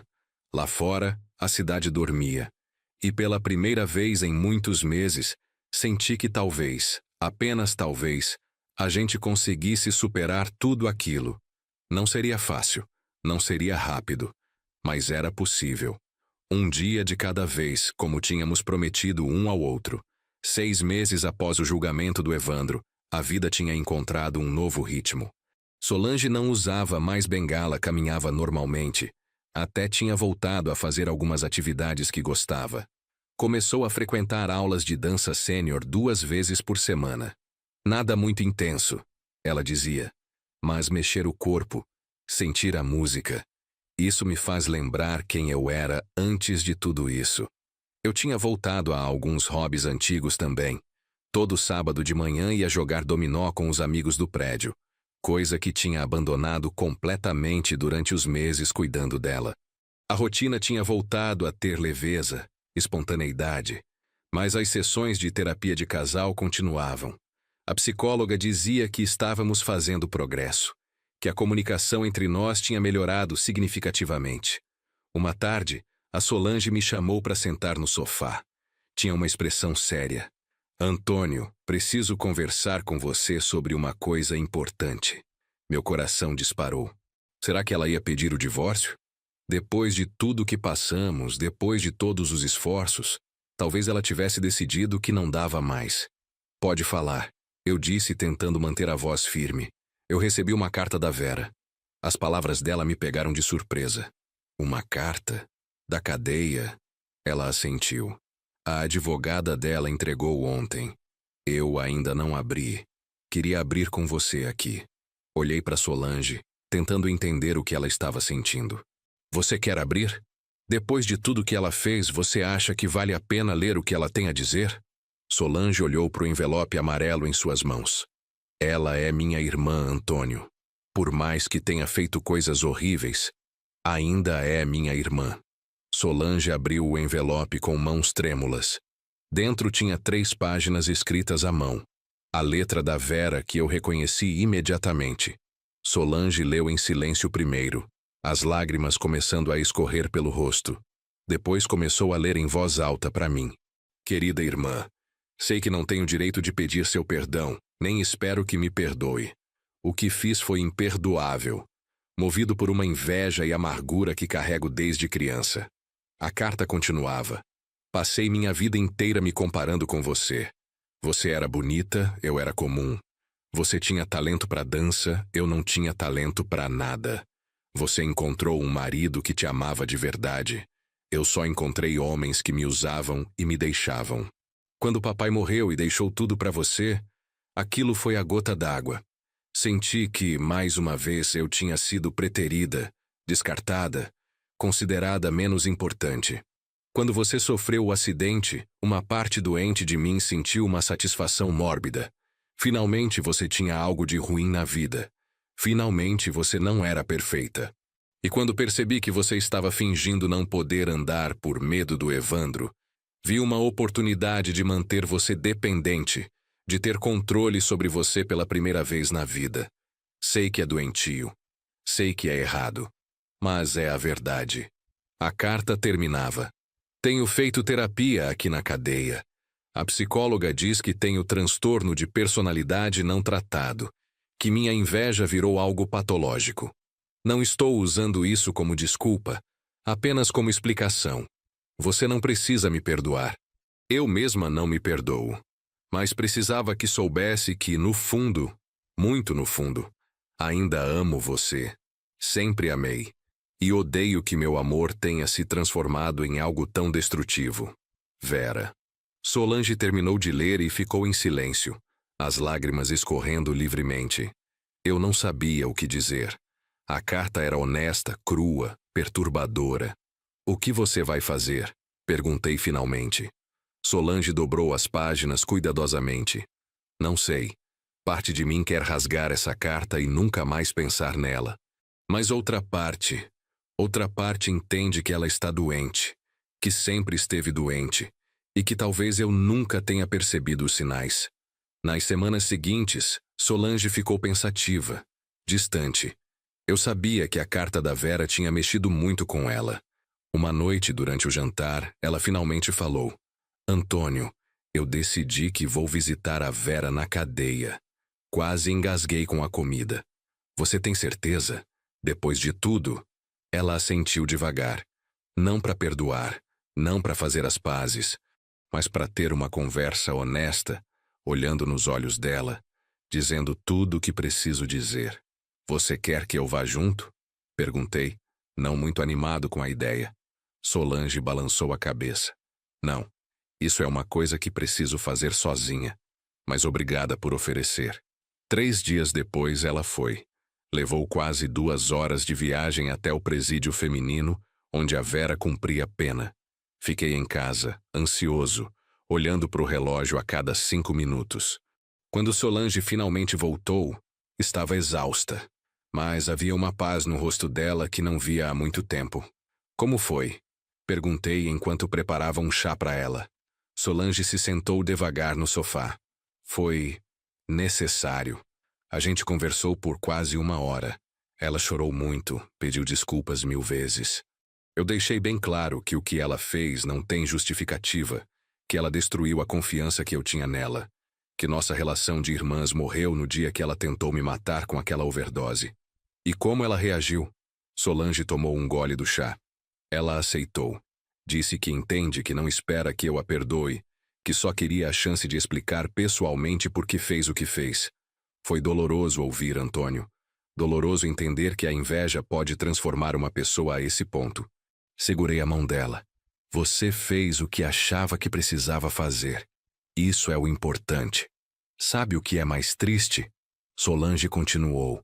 É perceber que se ela tivesse me procurado, conversado sobre como se sentia, talvez a gente pudesse ter resolvido as coisas de outra forma.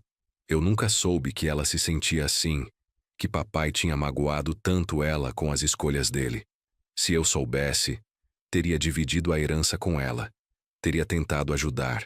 Mas ela guardou tudo para si, até explodir da pior forma possível. 2 meses depois da visita à Vera, chegou nosso 39º aniversário de casamento. Tinha sido um ano tumultuado, cheio de revelações dolorosas, traições, medos e reconstruções. Eu não sabia se devíamos comemorar ou apenas deixar a data passar despercebida. Mas na manhã do dia, acordei com o cheiro de café fresco e pão na chapa vindo da cozinha. Encontrei a Solange preparando o café da manhã. Ela tinha colocado a toalha bonita na mesa, aquela com flores bordadas que só usávamos em ocasiões especiais. Bom dia, ela disse com um sorriso tímido. 39 anos. Quem diria que a gente ia chegar até aqui depois de tudo que passou, não é? Sentei à mesa emocionado. Eu não tinha certeza se você ia querer comemorar. Eu pensei muito sobre isso. Ela serviu o café.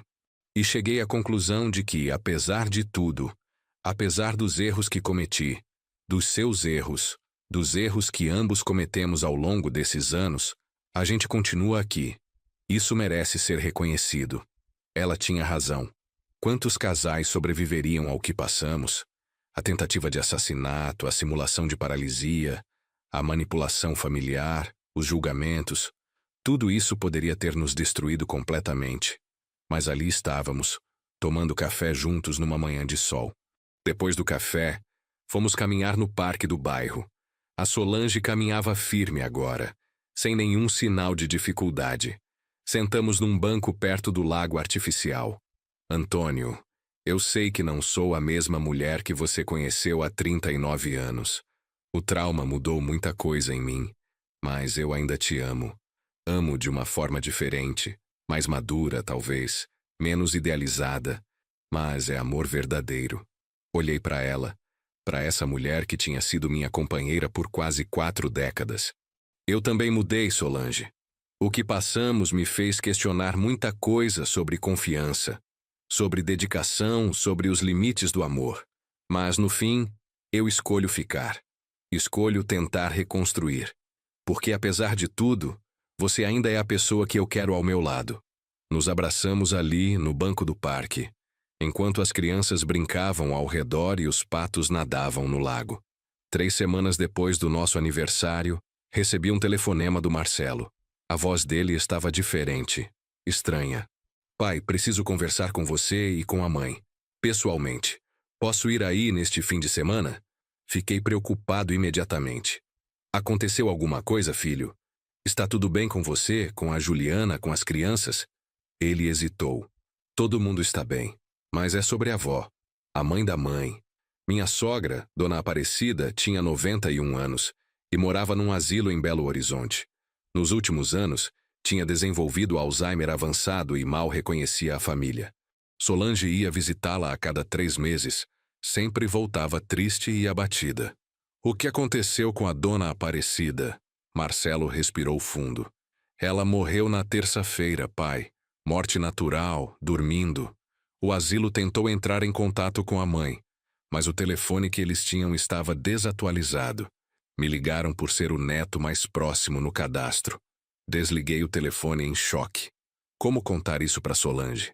A relação dela com a mãe sempre foi complicada. Dona Aparecida tinha sido uma mulher dura, crítica, que nunca aprovava nada que as filhas faziam, mas ainda era a mãe dela. Respirei fundo e fui até a sala onde Solange assistia televisão. Meu amor, preciso te contar uma coisa.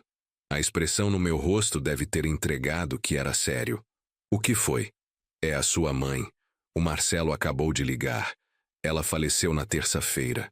Solange ficou paralisada por um momento processando a informação. Então começou a chorar. Mas não era um choro de tristeza profunda. Era algo mais complexo. Eu sabia que esse dia ia chegar. Ela disse entre soluços. Mas não estava preparada. Sentei ao lado dela, passei o braço pelos ombros. O Marcelo vem para cá no fim de semana. Vamos precisar ir para Belo Horizonte resolver as coisas do enterro. Naquela noite, Solange ficou acordada até tarde, folheando álbuns de fotos antigas. Fotos dela, criança com a mãe, da adolescência, do casamento. Sabe o que é triste, Antônio?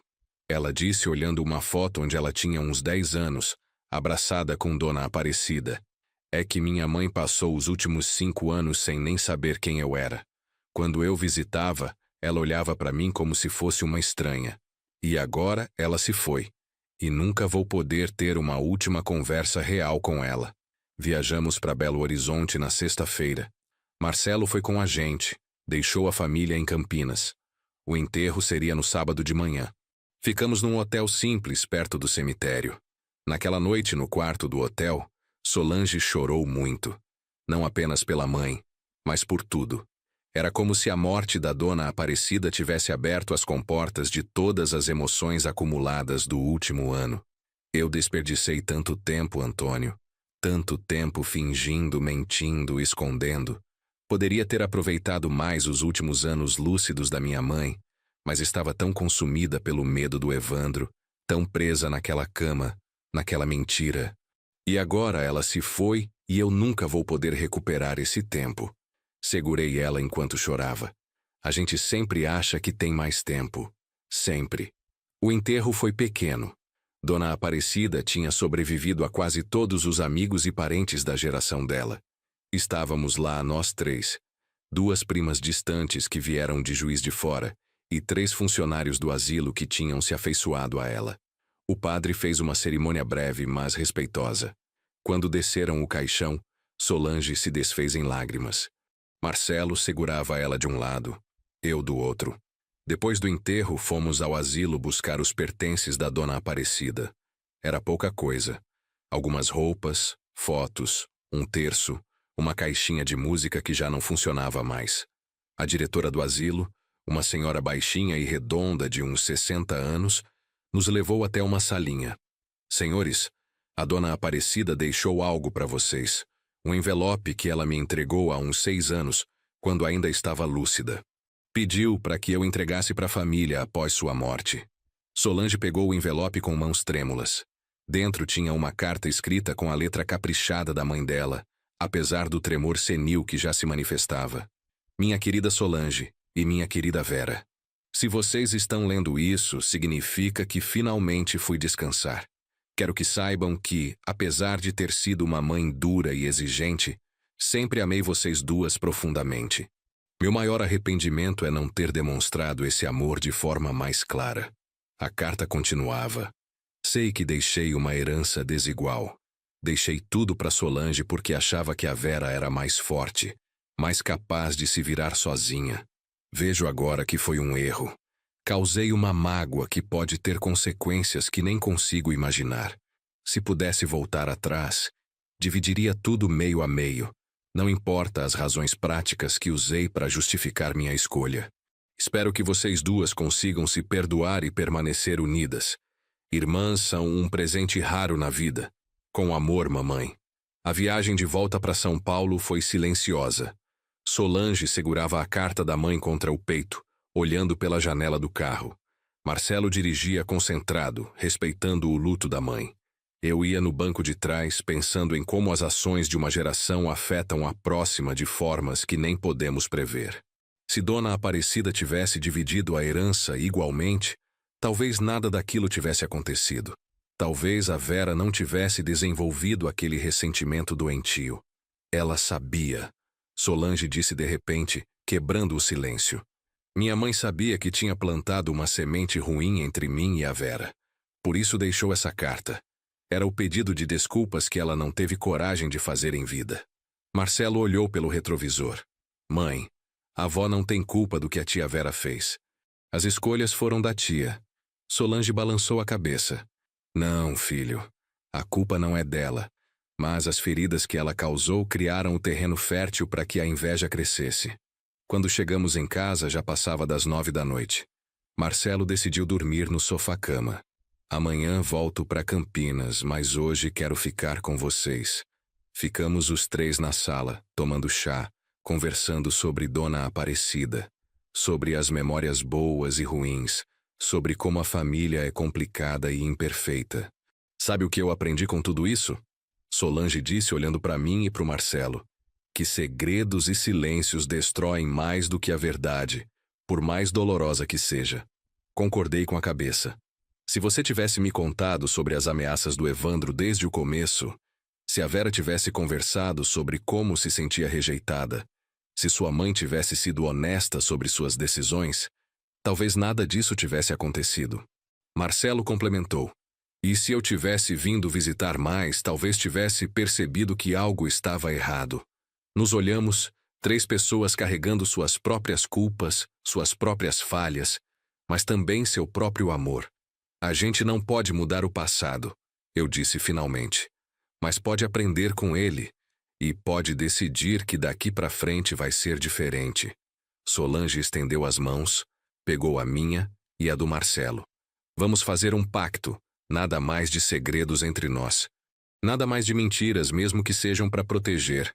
Honestidade total, doa o que doer. Marcelo apertou a mão da mãe. Concordo. Eu apertei a mão dela também. Concordo. 1 ano se passou desde aquele dia no hospital quando o Dr. Henrique me disse para chamar a polícia. 1 ano de terapia, de reconstrução, de aprendizado doloroso sobre perdão e limites. A Solange estava completamente recuperada fisicamente. Voltou a trabalhar meio período numa escolinha de dança para o bairro, ensinando crianças. Dizia que ajudar os pequenos a descobrirem o movimento era terapêutico para ela. Eu continuava aposentado, mas tinha começado um projeto voluntário no metrô, ensinando jovens aprendizes sobre manutenção de trens. Descobri que ensinar me dava propósito, me fazia sentir útil de uma forma diferente. Marcelo vinha nos visitar 2 vezes por mês, sempre trazendo os netos. A casa tinha voltado a ter risadas de criança, barulho, vida. Certa manhã de sábado, recebemos uma carta registrada. Era do presídio feminino. Meu coração apertou. Solange abriu com cuidado. Dentro tinha uma notificação oficial. Vera tinha sido transferida para regime semiaberto por bom comportamento. Poderia trabalhar durante o dia e voltava para dormir na prisão. A carta também dizia que ela tinha pedido autorização para nos escrever novamente, mas que precisávamos assinar um termo autorizando o contato. O que você quer fazer? Perguntei para Solange. Ela ficou em silêncio por um longo tempo, segurando o papel. Não sei se estou pronta para ter contato regular com ela, mas talvez possamos autorizar uma carta a cada 6 meses. Algo controlado, com limites claros. Olhei para minha esposa, impressionado com a maturidade dela. Você tem certeza? Depois de tudo que ela fez? Solange assentiu. Ela é doente, Antônio. Está fazendo tratamento, está tentando melhorar. Eu não posso simplesmente fingir que ela não existe, mas também não posso abrir as portas completamente. Assinamos o termo autorizando correspondência limitada. 2 semanas depois, chegou a primeira carta da Vera sob o novo regime. Era curta, respeitosa. Ela contava que estava trabalhando numa oficina de costura dentro do sistema prisional, que continuava fazendo terapia 2 vezes por semana, que tinha lido vários livros sobre inveja patológica e transtornos de personalidade. Terminava dizendo: não espero que me perdoe. Só espero que, com o tempo, possa entender que estou genuinamente tentando ser uma pessoa melhor. Solange leu a carta em voz alta para mim. Quando terminou, dobrou o papel cuidadosamente. Sabe o que é estranho?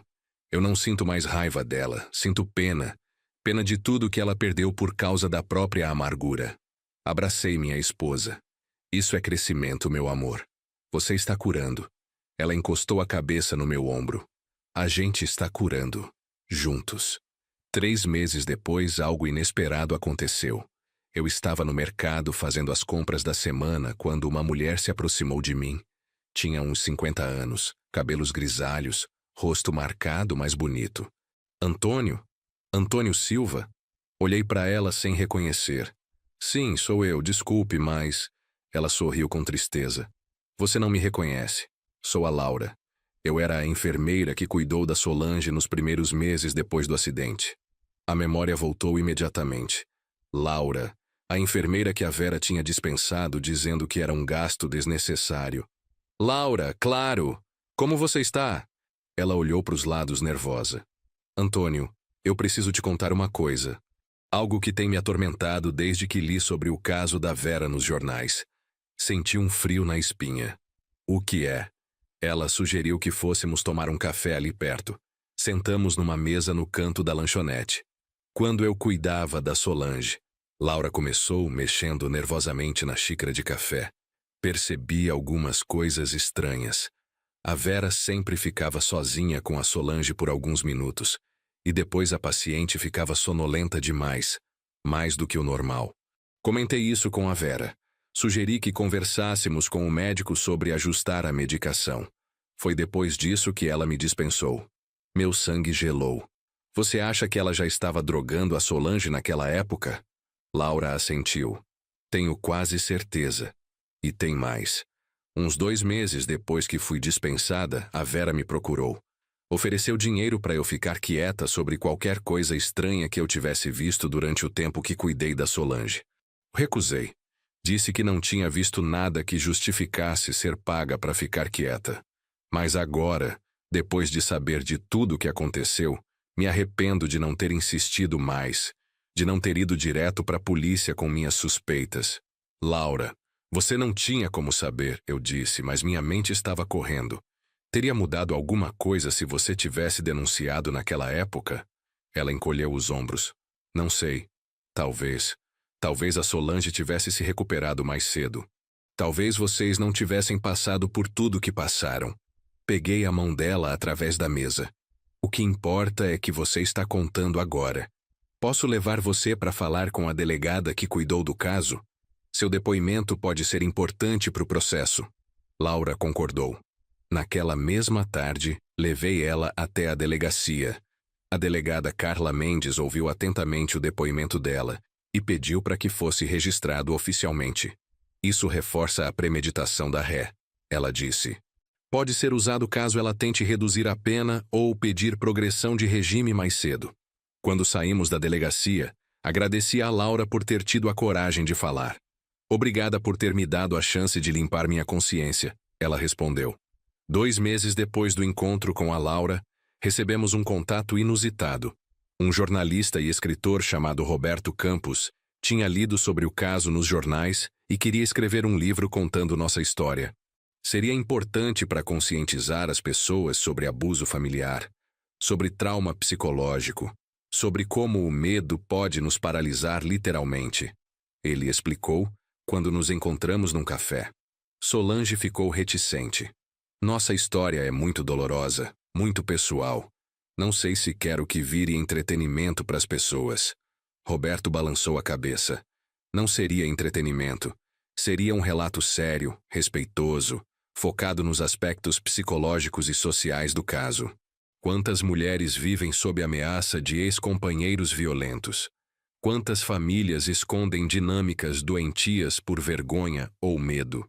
Sua história pode ajudar outras pessoas a reconhecerem situações similares e buscarem ajuda. Pedimos um tempo para pensar. Naquela noite conversamos longamente sobre a proposta. Antônio, o que você acha? Devemos expor nossa vida assim? Pensei cuidadosamente antes de responder. Acho que depende. Se for feito com respeito, sem sensacionalismo, talvez nossa história possa realmente ajudar alguém. Mas só se você estiver confortável com isso. Você é quem viveu o trauma maior. Solange ficou em silêncio, olhando pela janela. Finalmente disse: Vou fazer com uma condição. Que parte dos direitos autorais vá para uma instituição que ajuda vítimas de violência doméstica. E que o livro deixe claro que medo não é desculpa para mentir para quem te ama, mas que também é preciso ter empatia para entender por que as pessoas fazem escolhas erradas quando estão apavoradas. Concordei. São condições justas. Chamamos o Roberto de volta e apresentamos nossas condições. Ele aceitou sem hesitar. Passamos os 3 meses seguintes sendo entrevistados, revisando rascunhos, garantindo que a história fosse contada com precisão e respeito. Foi doloroso reviver tudo em detalhes, mas também foi catártico de certa forma. Era como fechar oficialmente aquele capítulo das nossas vidas para poder começar um novo. O livro foi lançado 1 ano e meio depois daquele dia no hospital. A editora organizou um evento pequeno numa livraria do centro de São Paulo. Não esperávamos muita gente, mas, para nossa surpresa, o salão ficou lotado. Tinha jornalistas, curiosos, mas também muitas mulheres que tinham vivido situações parecidas e se identificavam com a história da Solange. Uma senhora de uns 60 anos se aproximou dela após a palestra. Senhora Solange, eu vivi 10 anos fingindo ter fibromialgia severa, porque meu ex-marido tinha me ameaçado de morte se eu tentasse me separar. Eu fingia estar tão doente que não conseguia nem levantar da cama há alguns dias. Foi minha forma de me proteger, de conseguir que alguém ficasse sempre perto de mim. Ler sua história me fez entender que eu não estava sozinha nessa loucura. Solange abraçou a senhora com lágrimas nos olhos. Você teve coragem de sair dessa situação? A mulher assentiu. Tive. Ele morreu de infarte há 3 anos. Finalmente estou livre, mas carrego a culpa de ter desperdiçado 1 década da minha vida numa mentira. Solange segurou as mãos dela. A culpa não é nossa. A culpa é de quem nos ameaçou, de quem nos aterrorizou a ponto de acharmos que não tínhamos outra saída. Mas também é nossa responsabilidade curar e seguir em frente. Marcelo estava no evento com a família inteira. Os netos corriam entre as estantes de livros. Ele se aproximou de mim com um exemplar do livro na mão. Pai, eu sei que foi difícil para vocês exporem tudo isso, mas eu tô orgulhoso. Orgulhoso de como vocês superaram, de como transformaram dor em algo que pode ajudar outras pessoas. Abracei meu filho sentindo um nó na garganta. Obrigado, filho, isso significa muito. No final do evento, o Roberto nos chamou de lado. Acabei de receber a confirmação. O livro vai ser traduzido para espanhol e inglês. A história de vocês vai alcançar muito mais gente do que imaginávamos. Olhei para Solange, que segurava minha mão. A gente nunca imaginou que nosso sofrimento pudesse virar algo positivo assim. Ela disse. Roberto sorriu. Às vezes é exatamente disso que o mundo precisa. Histórias reais de pessoas reais que sobreviveram ao impossível. Hoje, 2 anos depois daquele dia no hospital, acordo ao lado da Solange numa cama normal, sem aparatos médicos, sem rotinas de cuidados. Ela se mexe, abre os olhos, sorri para mim. Bom dia, velho. Sorriu de volta. Bom dia, velha. É uma brincadeira que criamos, uma forma de lembrar que estamos envelhecendo juntos, que escolhemos ficar apesar de tudo. Levantamos, tomamos café juntos na cozinha ensolarada. Ela me conta sobre a aula de dança que vai dar de tarde, sobre uma aluna nova que chegou com tanto medo de se mexer que lembrava ela mesma. Vou ter paciência com ela. Vou mostrar que é possível superar o medo. Conto para ela sobre o projeto novo no metrô, sobre o aprendiz que está se destacando. Ele me lembra eu mesmo na idade dele, ansioso, dedicado, com medo de errar. À tarde, vamos caminhar no parque. É um ritual que criamos depois de tudo. Caminhar juntos, em silêncio às vezes, conversando outras vezes, apenas apreciando estar vivos e livres. Passamos pelo banco onde sentamos no nosso aniversário de casamento, pelo lago onde os patos nadam. Você se arrepende de ter ficado comigo? Solange pergunta de repente. Paro, olho para ela. Nunca. E você? Ela balança a cabeça. Nunca. Mas me arrependo de ter mentido, de ter te feito passar por tudo aquilo. Tomo a mão dela. Eu sei. E eu te perdoei. Não completamente. Não da forma que era antes, porque a gente nunca vai ser como era antes. Mas te perdoei o suficiente para construir algo novo com você. Ela aperta minha mão. Algo novo é tudo que eu podia pedir. Quando chegamos em casa ao anoitecer, tem uma mensagem na secretária eletrônica. É da delegada Carla. Senhor Antônio, senhora Solange, ligo para informar que o Evandro teve a pena aumentada por mau comportamento na prisão. Mais 5 anos foram adicionados à sentença original. Ele não vai sair tão cedo. Solange ouve a mensagem e suspira aliviada. Mais 5 anos de paz. Concordo. Mais 5 anos. Naquela noite, deitados na cama, Solange pergunta: Antônio, se você pudesse voltar no tempo, mudaria alguma coisa? Penso na pergunta. Mudaria tudo o que causou sofrimento, mas não mudaria o final, porque o final nos trouxe até aqui, até esse momento. 2 velhos que aprenderam que amor não é perfeição, é escolha. E eu escolho você, todos os dias. Ela se aninha no meu ombro. Eu também escolho você, todos os dias.